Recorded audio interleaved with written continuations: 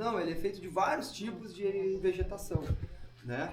Desde os campos limpos, que é os mais secos, os campos sujos, o campo cerrado, que é o que a gente chama de, desculpa, o cerrado, o estricto sensu, que é o que dá a caracterização do bioma, até o cerradão, que é umas florestas muito parecidas com as nossas florestas aqui degradadas, onde já foram degradadas, cresceram novamente, é muito parecida com aquelas florestas, com as nossas florestas degradadas e também com as nossas matas de restinga, que são as matas que existem na beira do mar, certo? Então, no cerrado, essa condição de uma semi-precipitação, as espécies ao longo dos milhares de anos desenvolveram várias características para se adaptar àquele ecossistema. O que são essas características? São galhos tortuosos, tá?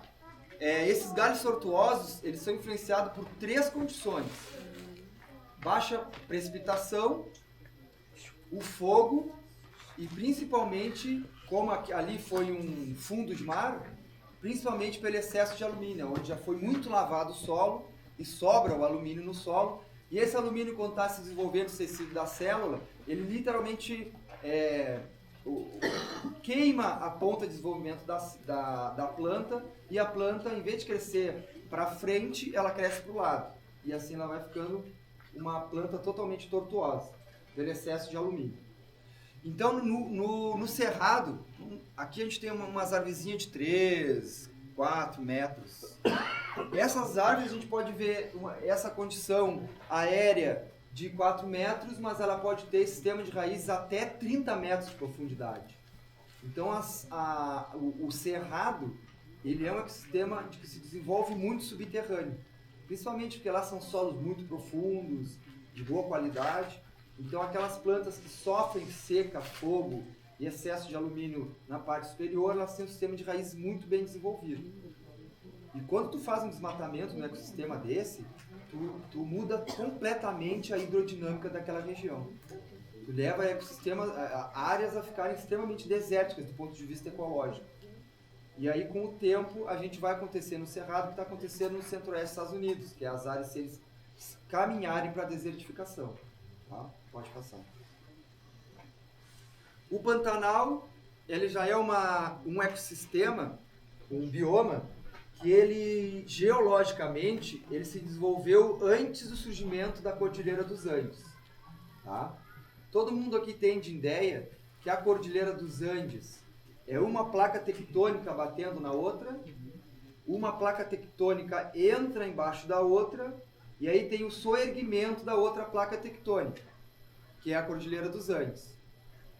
Então, antes desse choque de placas tectônicas e aumento do vulcanismo, ele era uma área de mar, assim como a Amazônia.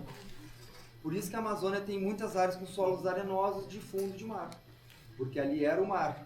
Quando começou a desenvolver o desenvolvimento ao longo dos milhões de anos da Cordilheira dos Andes, esses rios que corriam nesse sentido, em direção ao mar pré-histórico do outro lado da América, essa água começou a ficar acumulada com o soerguimento da cordilheira.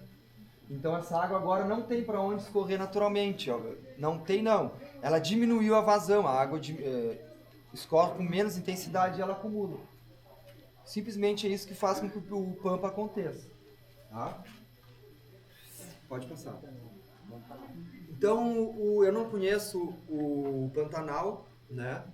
Mas eu ouvi falar que nos últimos 15 anos se fez muita drenagem no Pantanal para manter as terras para a produção de gado com pastagens, né? Só que isso é um tiro no pé, cara, porque isso vai acabar destruindo todo o ecossistema, e esse ecossistema não é um ecossistema desenvolvido de solos, ele é um ecossistema que é no fundo de mar. Tá? Então, por exemplo, aquela subida de nuvens de areia no Mato Grosso. Cara, a minha opinião de ecólogo é que em nenhum momento da vegetação, daquele desenvolvimento da nação, do ecossistema, pode levantar nuvens de areia. Isso não pode estar acontecendo.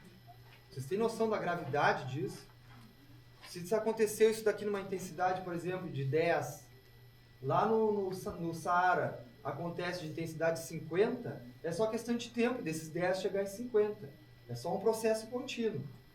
Isso é tudo por causa do desmatamento, falta de planejamento de conservação do solo, reflorestamento, etc.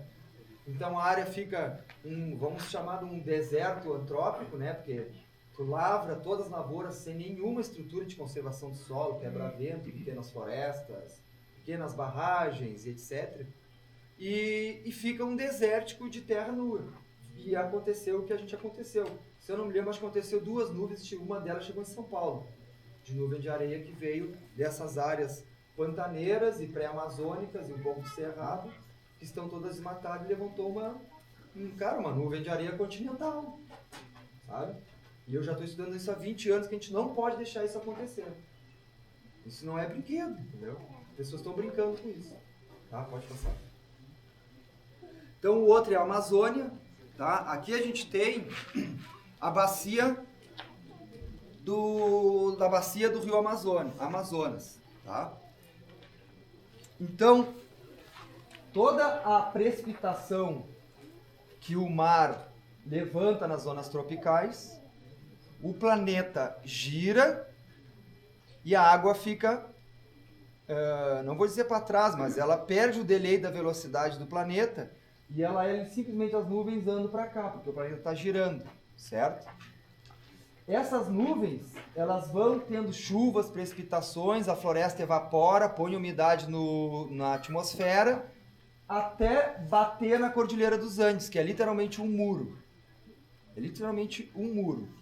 Então tem estudos que mostraram que essa molécula de água que subiu no mar, ela pode acontecer de evaporar, condensar e chover de novo na precipitação até 7 vezes a mesma molécula de água com a transpiração da floresta, colocando água e umidade na atmosfera terrestre até ela chegar nos Andes. Quando ela chega nos Andes, aí tem o fenômeno da chuva orográfica. A molécula de água vai bater nos Andes e aí vai ficar em forma sólida e vai formar as nascentes do rio Amazonas, certo? Então, a gente está numa condição, faz muitos anos que eu não reviso isso, tá? Mas nós estamos numa condição que a gente pode perder a entrada dessa umidade no continente americano, que é o desmatamento do oeste do Pará. Ali no Pará e no Maranhão estão as florestas que mais têm condições de produzir umidade para a atmosfera. E é onde literalmente nós estamos desmatando tudo. Desmatando tudo. Agora, atualmente, onde tem a maior densidade de cabeça de gado é literalmente nessas áreas, aonde produz a umidade do planeta Terra. E essa umidade, ela é extremamente importante em metade do nosso estado aqui, Rio Grande do Sul, toda Santa Catarina, todo o Paraguai, todo o norte da Argentina, todo o Mato Grosso, toda a Rondônia, Mato Grosso do Sul, parte de São Paulo, até um pedaço de Minas, quase Rio de Janeiro. O Rio de Janeiro e o sul da Bahia é onde essa umidade da Amazônia precipita lá evapora no mar, vem precipitando,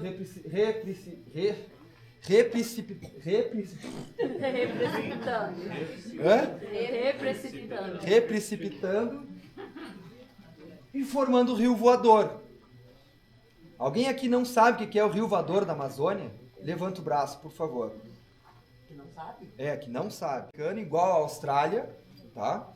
E literalmente esse corredor, o rio voador, fica trazendo chuvas nessa condição. Um pouco mais para baixo, um pouco mais para cima. Entra uma corrente atmosférica, uma massa atmosférica fria, ele empurra esse rio voador mais para cima, ele vem mais para baixo.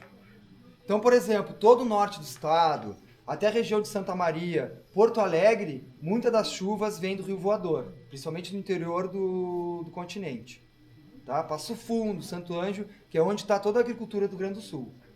Tá? Então a fumaça das queimadas do Pantanal, ela já está comprovado que as cinzas já caíram nas partes mais altas do Rio Grande do Sul, que é lá no Itaibezinho, Fortaleza, nos campos de cima da serra.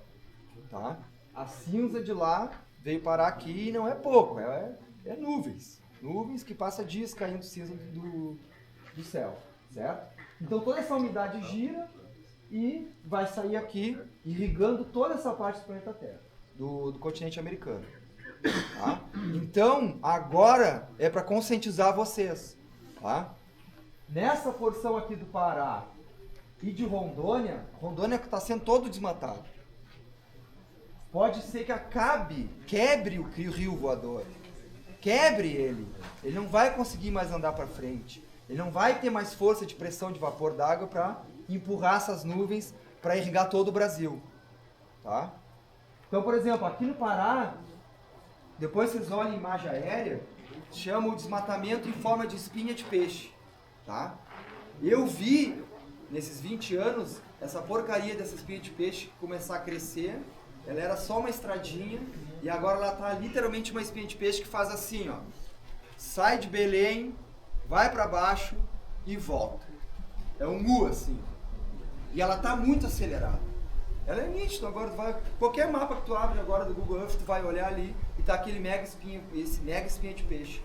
Um desmatamento descontrolado, roubo, que eu digo, de material de importância estratégica para o Brasil, como madeira, medicamentos que tem na Amazônia. E as maiores densidades de gado estão nessa espinha de peixe. Tá? Sem nenhum controle, nenhum manejo, nada sustentável. Sabe? Nós estamos entrando num apocalipse e ninguém está dando bola. E o que acontece quando tu tem aumento de desmatamento? Tu vai ter que esse rio voador, antes dele parar de funcionar, ele vai ser muito intenso, porque ele vai ficar, vamos dizer, muito espremido. Ele vai ser muito espremido. Por exemplo, o cerrado, onde está tendo uma menor evapotranspiração, de ao tirar a água na atmosfera, ele vira uma bolha de calor aqui no interior do Brasil, e o rio voador já não entra muito, já agora teve um fenômeno, que ele não entrou direito nessa bolha, e ele se afunilou nesse cantinho aqui, ó. E o que era para irrigar toda essa área do Brasil, ele passou literalmente aqui, ó. Com tudo que era para irrigar uma grande área do Brasil, ele ficou espremido, porque ele não conseguiu quebrar essa bolha de calor que estava no cerrado, que é resultado do desmatamento. Entendeu?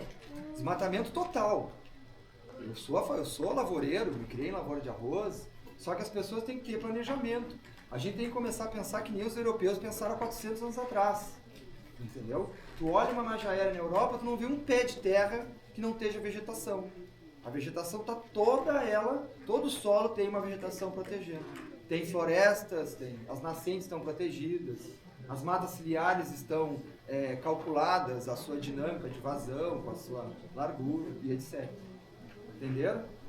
Pode passar. Então assim, ó, agora eu vou falar um pouco da floresta amazônica. Que quando a gente acha que a floresta amazônica é um bioma só de árvores, não.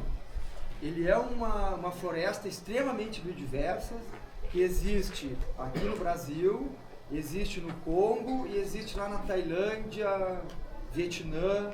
É as mesmas condições que formam biomas parecidos, que são florestais extremamente densos e altos, certo?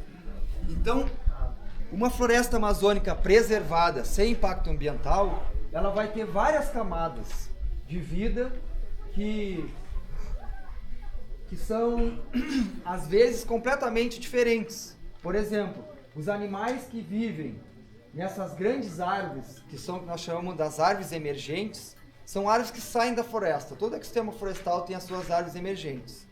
Existem organismos que eles vivem no teto da floresta, como se a floresta fosse um campo aqui, nos arbustos, e aqui uma árvore e outra espalhada. Vocês conseguem entender isso? Eles nem vêm aqui embaixo. Praticamente só quando morre, para reproduzir, para botar ovo, pegar algum mineral em algum lugar que eles têm que pegar minerais de argila e etc. Então os animais vivem completamente aqui. Depois tu entra onde está a maior biodiversidade de focas, que é nessa área, e aí tu tem todo um ecossistema que vive embaixo da floresta. Que aí nós vamos ver agora um pouco como é que funciona isso, as espécies de sombra, espécies de sol. Pode passar. Então a gente chega no bioma pampa, que é a minha crítica como cientista, né? que a gente tem assim as vegetações do Rio Grande do Sul, tá nesse mapa. Ó. As áreas verdes dessa mesma coloração são os campos nativos, naturais. E as áreas coloridas são as florestas, tá? Então, tudo que está perto do litoral é influenciado pela influência marinha. A umidade vem praticamente do mar. Aqui em Pelotas a gente não tem muito rio voador que nos influencia. Praticamente a chuva aqui não vem muito do rio voador. Ela vai até metade do estado para cima de Santa Maria, onde é o Planalto. Tá?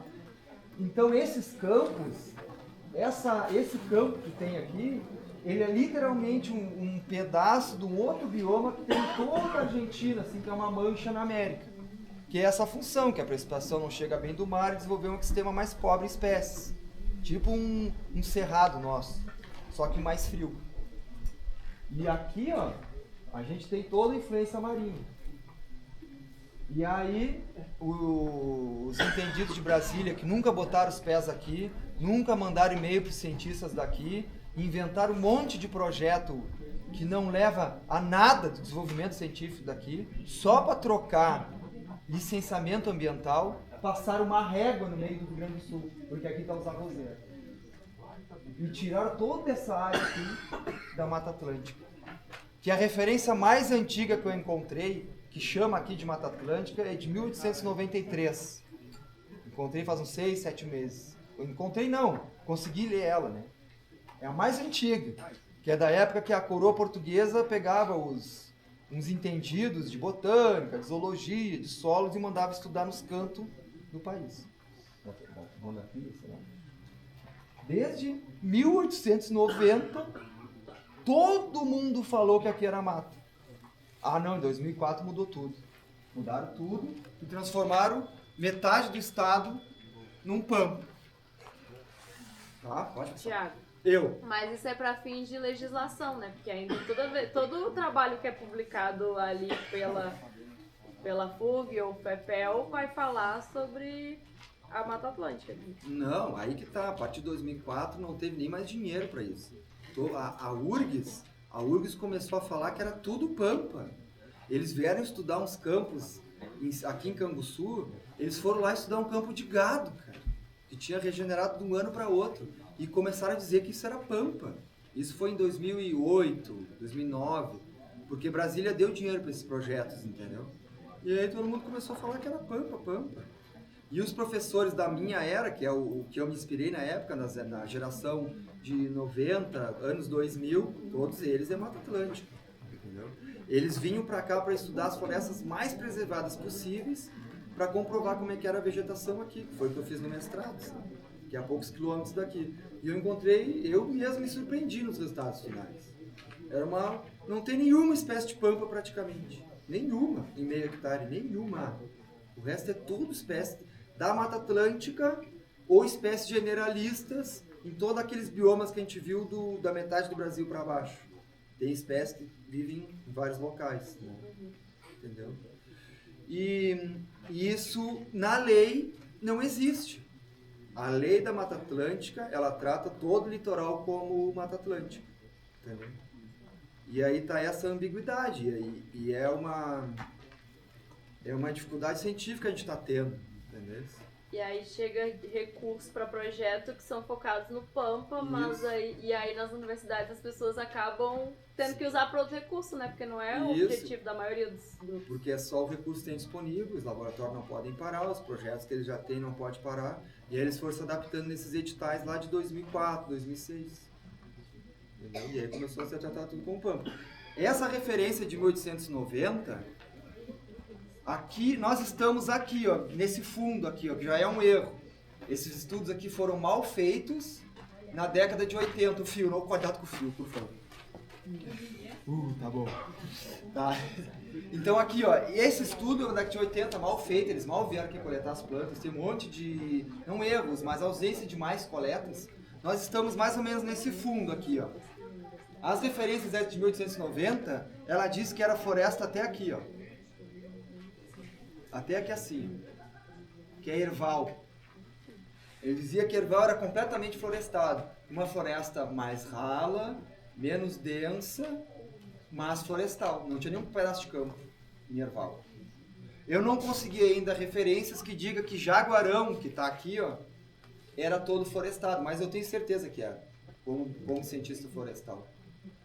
Então, nós temos tudo isso daqui florestado. Só que o que aconteceu? Cara, há 300 anos, não chega a ser 300 anos, eles soltaram o gado nessa região aqui. E o gado altera completamente a vegetação. Completamente, esse é meu doutorado. Completamente, ele faz com que a vegetação fique desértica, espinhosa e que queima mais rápido.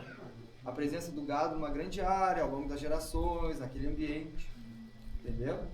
É uma retroalimentação positiva para o caos. Tu largar gado em áreas semiáridas, em áreas que tem pouca precipitação. Então todo esse gado que ficou aqui 300 anos, ele alterou isso aqui completamente.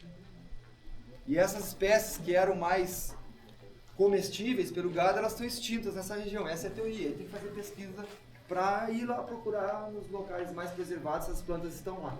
É o meus próximos objetivos de estudos é estudar esse canto de Erval, Arroio Grande, para ver se tem as espécies lá, mas tem que ter um mato completamente preservado. Ah não, peraí só um pouquinho. Então aqui, ó, o Pampa, ele tem dois tipos principais de vegetação. Não quer dizer que nesses ecossistemas não vai ter floresta. Sempre vai ter floresta dentro das fisionomias, tirando aqueles ecossistemas desérticos. Na Caatinga mesmo tem muita floresta. Florestas baixas, densas, arbustivas. Então nós temos dois tipos, ó. O bioma Pampa mais perto do litoral, com mais umidade, que é mais savânico, que começa a ter no meio da vegetação algumas árvores, depois de Erval, tá? Depois de Erval, que está no alto da serra, depois de Erval. E aqui, mais para o interior, a zona que nós chamamos de estepe, que aí já é um ecossistema de um extrato de grama meio que contínuo. E as matas na beira de rio, alguma nascente, alguns rochedos onde acumula mais alguma água, tá? E eu estou falando para vocês sempre de vegetação completamente original, tá? Aquela vegetação nativa que a gente pode observar ela nas unidades de conservação. Na nossa região são poucas, a gente tem pouca unidade de conservação aqui, tá? Eu estou sempre me referindo à vegetação original lá de antes os portugueses e espanhóis chegarem. Tá? É isso que a gente trata quando se trata de pensamento de natureza. É a vegetação original antes de portugueses e espanhóis chegarem, certo?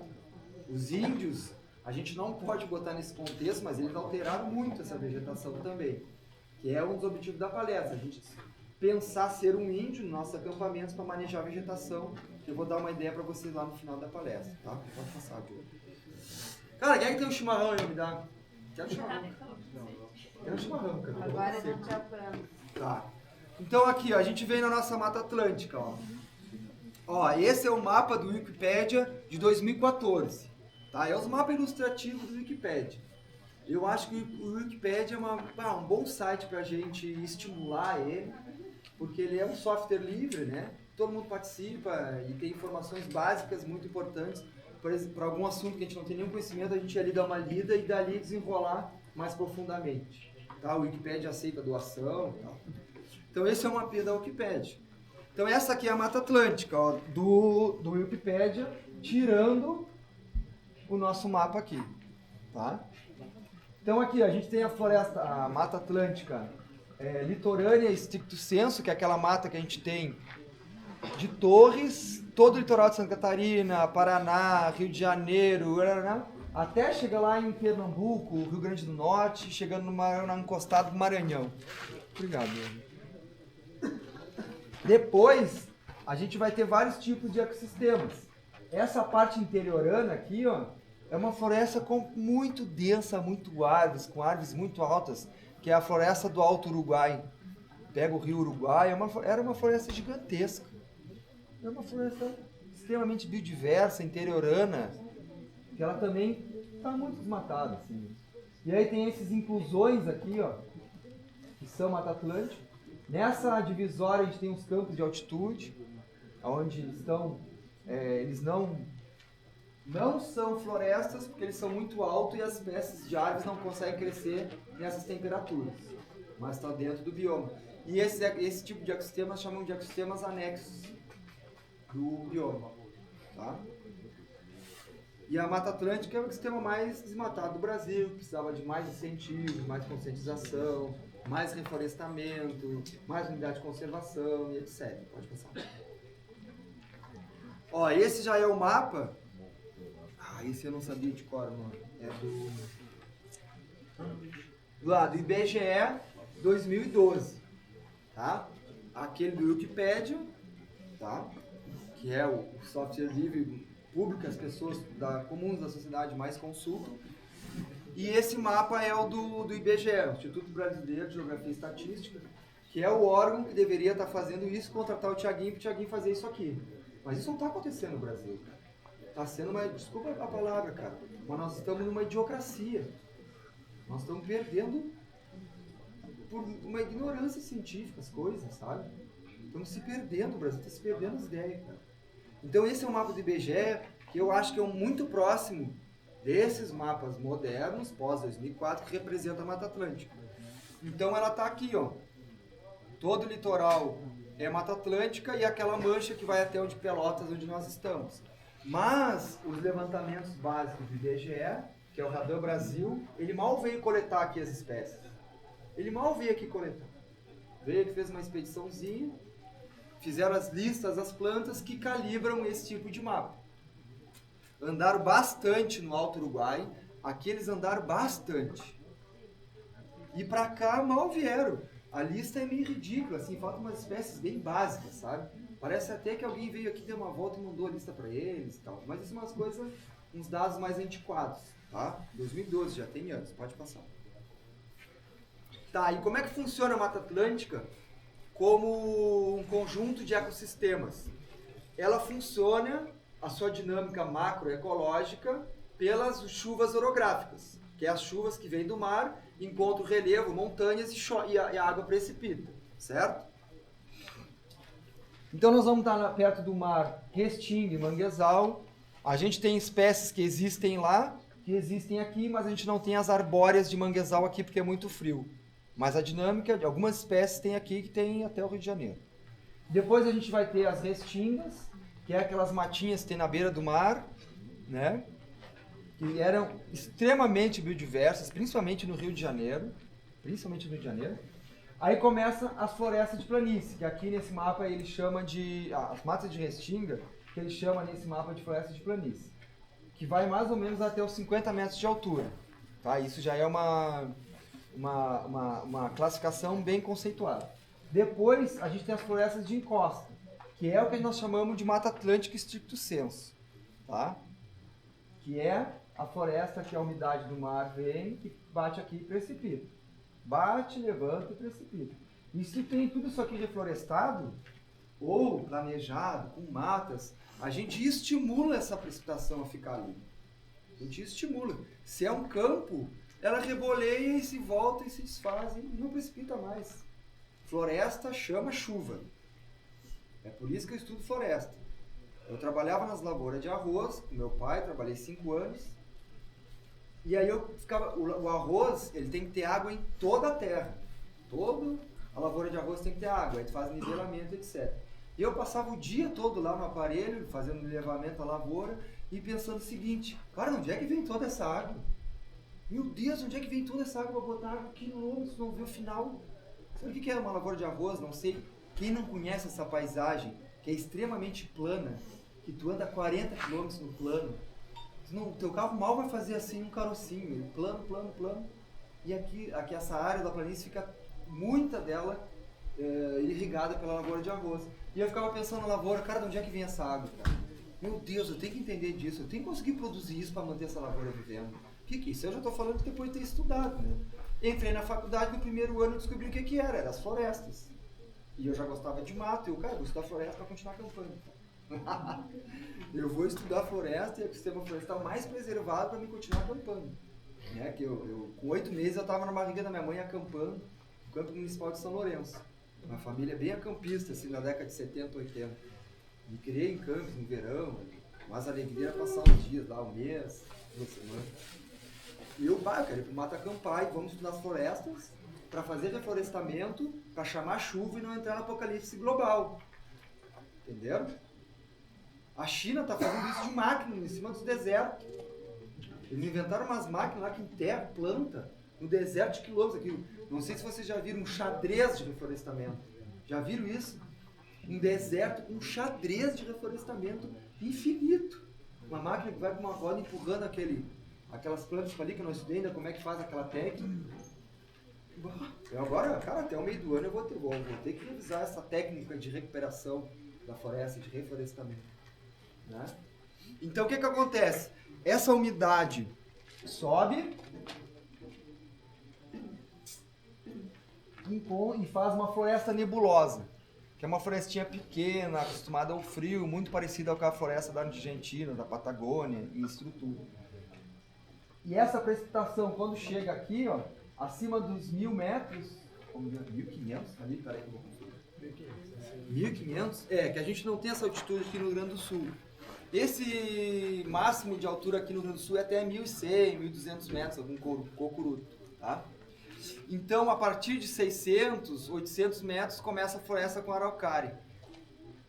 Então, essa porção aqui fica a floresta de araucária, no relevo. Aqui fica a floresta stricto sensu.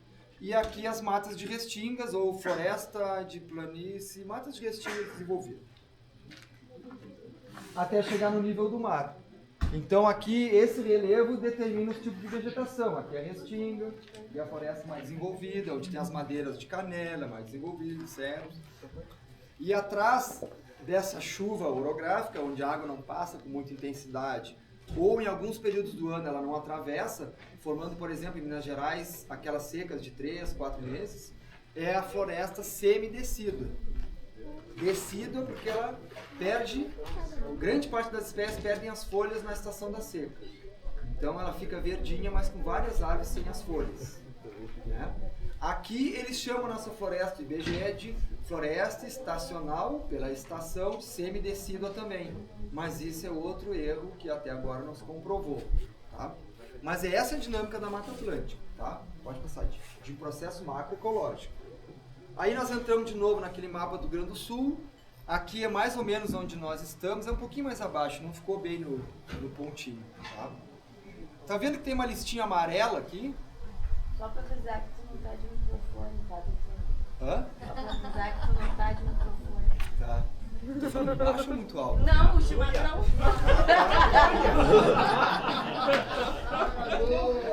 Desculpa aí. Boa lembrança. Não é que teve uns que queriam apressar um pouquinho? Não, é só chocolate. Vai gelar e depois do outro. Não, tá bom. Tá, então, pessoal, aí esse é o mapa que eu apresentei para vocês. Pode passar. Ah, não, volta ali um pouquinho, desculpa. E aí aqui, ó, nessa risco amarelo, a gente tem uma floresta muito desenvolvida. Mas essa floresta só sobreviveu aqui porque ela é uma floresta de áreas inundáveis, de planície. Então lá a gente encontra açoita a cavalo desse tamanho, figueira com 25 metros de altura desse tamanho, gigantesca. Só que já não tem muitas das espécies tropicais, tá? Porque a biodiversidade da Mata Atlântica ela vai sendo diluída aqui nesse último suspiro da Mata Atlântica no continente americano. Então esse rapaz lá de 1893, que ele era um médico que vivia numa ilha na beira, no rio Camaquã, que entra na lagoa, ele era um médico que vivia numa ilha e começou a virar botânico também. Ele descobriu, pelos seus estudos, que a gente tem umas linhas aqui de distribuição. O máximo da espécie vem até aqui, o máximo da espécie vem até aqui, que é a Cecropes, a Embaúba.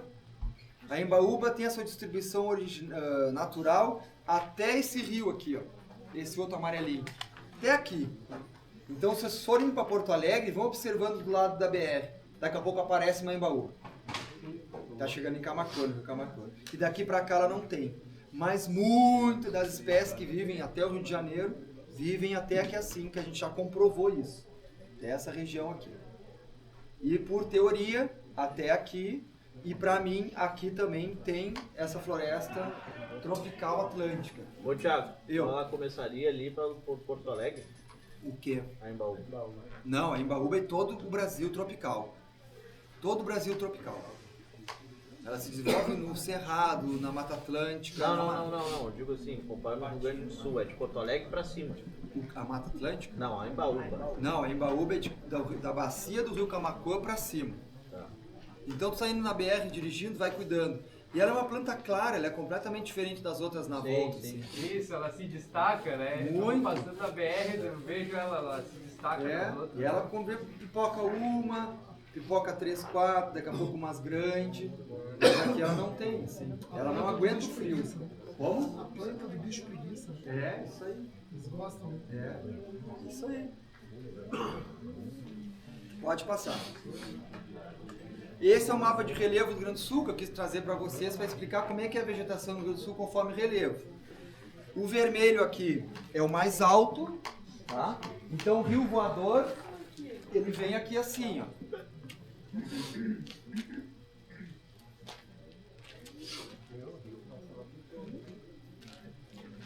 E aí ele largou cinza nessas áreas altas aqui, que formou tipo uma barreira, com essas cinzas que vieram lá das nuvens da queimada de Mato Grosso. Então aqui, ó, existe uma região do Rio Grande do Sul que se chama Portal de Torres, que é onde entraram as espécies tropicais no Rio Grande do Sul antes de chegar aos portugueses. Tá? Continua até isso acontecendo. Tem uma pequena faixa litorânea aqui, ó, que vai do nível do mar até os 600, 800 metros de altitude. As espécies tropicais não toleram o frio acima de 600, 800 metros. Então acima, nessa área mais avermelhada, é a floresta de araucária. A Mata Atlântica entra nesse miolinho e aí essas áreas aqui, ela ocupa. Então vendo essa serra aqui, ó, que é mais alta, essa serra eu quero financiamento para ir pesquisar o que tem lá de plantas.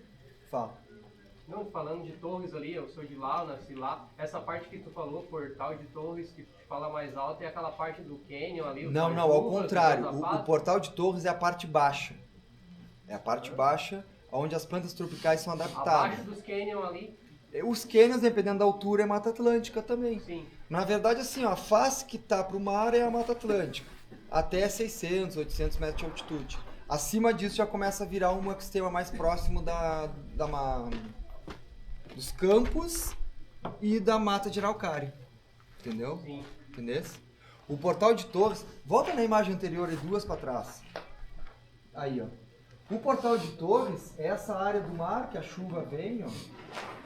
E as espécies não toleram essa altitude, mas elas não conseguem viver na altitude. Então essa barreira aqui, ó, ela só tem esse espaço aqui para fazer a sua dispersão. Entendeu? E aí isso daqui é o que a gente chama de Portal de Torres. As espécies entraram por aqui. Se elas não conseguiram passar para o outro lado, entende? E nem subir para se desenvolver, porque elas não são adaptadas à temperatura fria, não se desenvolvem. E aí só essa pontinha aqui que fez o que a gente chama de contingente migratório das espécies. Isso ao longo de gerações das plantas, entende? Ao longo de gerações. Caiu uma semente lá, cresceu, se adaptou, colocou semente, mais 50 quilômetros, tá? Entendeu? Eu percebo lá, quando a gente sobe a trilha, o canyon, né? Tem trilhas que sobem o canyon, né? Eu faço lá. Até subir lá em cima tem bastante mata, assim, preservada. O ser humano não conseguiu chegar ali e construir casas, essas coisas, por causa que é a montanha, né? Isso. E aí começa a chegar na mata nebulosa, que é essa pontinha aqui, ó.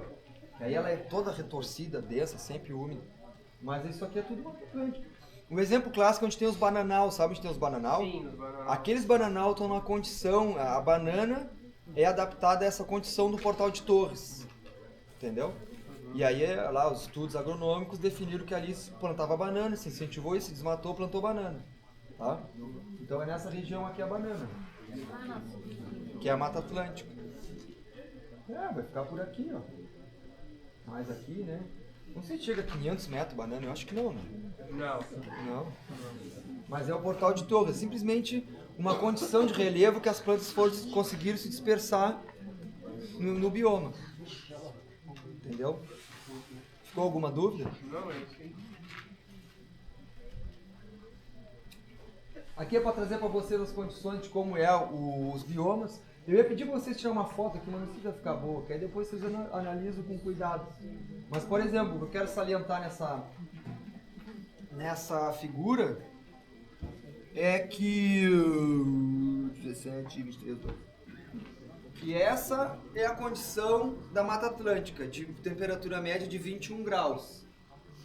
A nossa temperatura média aqui é 18 graus. 17,8. E o mês mais quente, 23 graus, e o mês mais baixo, 12 graus. Mas aqui tem meses que, dias, né, dentro desses meses, tem a temperatura muito alta, aqui na nossa região. Com água. No Bagé tem temperaturas altas, mas não tem água. Então lá não cresce muita floresta. Já está naquela parte savânica do Rio Grande do Sul. Tá? Então, a gente mais ou menos está dentro desse conceito. Mas a gente é classificado como esse clima aqui, ó, de campos. Tá? E aí agora, como é que a gente decifra esse enigma? Tem dias que aqui fica 3 dias um calor e tá esfriando tudo para dentro do continente. Tá? Pode passar. Bom, então, galera, eu dei uma revisada no que é os biomas. Eu queria nessa primeira parte conscientizar vocês das importâncias dos biomas como ponto estratégico do desenvolvimento do país, quanto esses biomas têm que serem muito mais estudados, mais preservados, para a gente chegar numa condição de conhecer esses lugares e saber tratar eles com desenvolvimento sustentável, que é o que não está acontecendo no Brasil. Agora começaram a falar em bioeconomia da Amazônia. Cara, que porra é essa, cara? Os caras vão incentivar uma porra lá que vão fazer qualquer coisa, cara. Eles vão passar o ano mesmo, que nem fizemos os projetos sem planejamento nenhum, cara. Já tem 300 coisas sustentáveis para a Amazônia. Já tem, desde a década de 90 e pouquinhos, que já tem os projetos desenvolvidos. O açaí, cara, o açaí é um projeto maravilhoso, cara. Ele começou com incentivos meio que municipais, o Estado incentivou e virou um produto nacional. Só que o que está acontecendo? Os pessoal da Embrapa está desenvolvendo material genético de açaí para trazer o açaí para São Paulo, cara. Vai afundar o sistema econômico sustentável do açaí na Amazônia. Vocês entendem as ideias das pessoas? E não é essa aí. Aí eu já não sei. É? Aí eu já não sei. Já tomou um mate aí?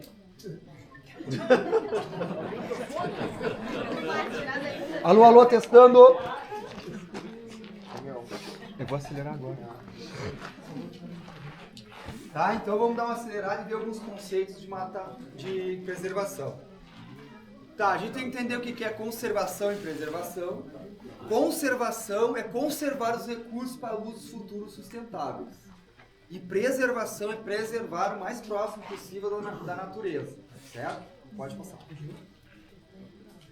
Quando vocês forem fazer o manejo da vegetação, entender melhor as espécies, vocês têm que saber da identificação de espécies ou ter aquela espécie identificada. Entende? E uma coisa que eu quis trazer para vocês é assim, ó. Existem os nomes populares das plantas e os nomes científicos. Os nomes populares comuns, eles variam muito de região para região. O exemplo clássico é a mandioca. É mandioca para nós, aipim, São Paulo e macaxeira no Nordeste. Mas era a mesma espécie com o mesmo nome científico. Então, cara, quando vocês forem usar, estudar uma planta, cara, não se fie muito pelo nome popular. Tem que chegar no nome científico. Principalmente se for para consumo em chá e como alimentação. Certo? Pode passar. Outro conceito importante, cara, é vocês entenderem que existem as florestas de produção, que é principalmente no Brasil feito de acácia, pinos, eucalipto, teca, uma nativa lá da Amazônia, que é o Schizolobium amazônico, paricá. São florestas plantadas.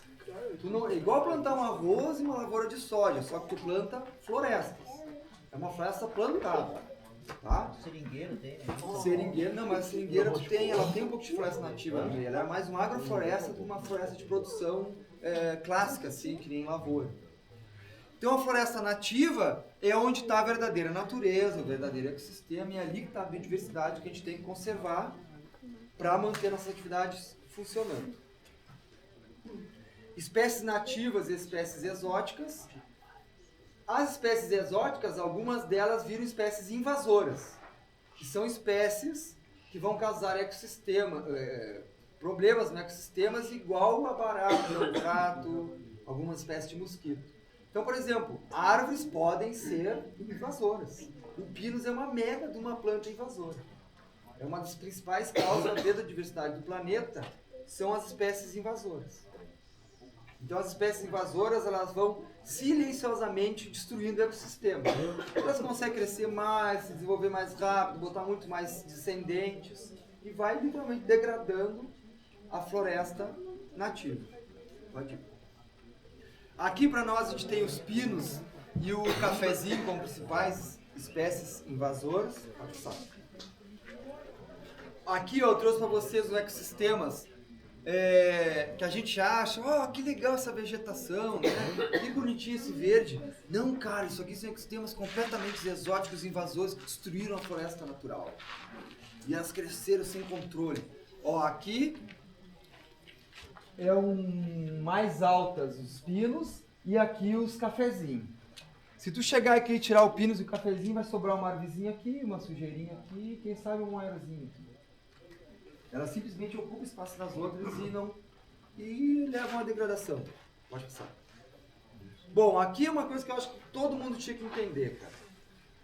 É assim, nas florestas tropicais, da Mata Atlântica e da Floresta Amazônica, nós temos uma classificação das espécies em grupos ecológicos. Nós vamos ter as espécies que vivem no sol, que são as pioneiras. Cara, dá dando pra ler aqui? São as espécies pioneiras. Foi o melhor que a gente conseguiu. As pioneiras são aqueles que, como por exemplo, abandonou a lavoura, elas começam a crescer. Elas são plantas, sempre falando no foco das árvores, tá? Mas elas são plantas que ciclo de vida curto, 15, 20 anos, frutos pequenos, madeiras de menor densidade, são plantas mais rústicas, crescem que nem sujeira nas lavouras, mas viram árvores, tá? Pode passar. Depois, conforme essa floresta cresce, surgem as secundárias iniciais. Essas toleram uma leve sombra para o crescimento e já precisam de um pouquinho de floresta para se desenvolver. Depois que essas secundárias iniciais, que é o que domina aqui nessa região, na volta, tá? Esse é o sistema que a gente tem atualmente, pode passar. Vem o que interessa para nós termos florestas pujantes, que são as espécies secundárias tardias e clímax. Eu reuni as duas no mesmo aqui, porque elas são muito... Não tem muita divergência nisso, de manejo mesmo, de lavoura. Fala? Não? Então assim, as secundárias tardias e clímax, cara, elas vão ser plantas que só vão crescer dentro da floresta. Se não tem floresta, essas plantas estão extintas naquela região. Elas não toleram sol, elas não vão tolerar solos de baixa qualidade, elas vão queimar no solo, elas não vão nem germinar, elas não conseguem sobreviver. Então, por exemplo, tu faz um desmatamento da Amazônia, primeiro vai vir as florestas pioneiras. Se tu não tem a floresta, alguns locais com florestas secundárias sadias e clímax, e ninguém for lá botar essas espécies importantes aqui, ela vai ficar uma floresta pioneira pobre em espécies e pré-apocalíptica. Entenderam a situação? Pode passar, que agora nós vamos entrar num gráfico para vocês entenderem um pouco. Pode passar 1, 2, 3, 4. Então funciona assim, deu? Nós temos o campo sujo, isso aqui representa bem o que a gente vê lá no segundo grau, a seção ecológica do segundo grau. Lembram disso? Seção ecológica do segundo grau. Tu tem um campo abandonado, as plantinhas começam a crescer, até que vira uma floresta pujante, tá? As pioneiras, elas vão se desenvolver lá na capoeira, quando já tem uma certa luminosidade, um certo desenvolvimento da vegetação, onde a arvezinha cresce, a mudinha desse tamanho não ressecou, com umas graminhas, ela começa a desenvolver. Depois que ela cresce, ela já vira uma florestinha. Na sombra dessas outras plantas, começam a se desenvolver as florestas secundárias e as mudinhas das florestas maduras primárias. Tá?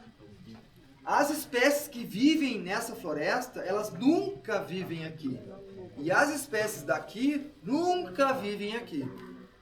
Em meio hectare que eu estudei aqui na Mata Preservada, dessa floresta, eu encontrei um indivíduo em 800 árvores. Um indivíduo de pioneira, que é característica da capoeira, aquela bem de abandono de lavoura.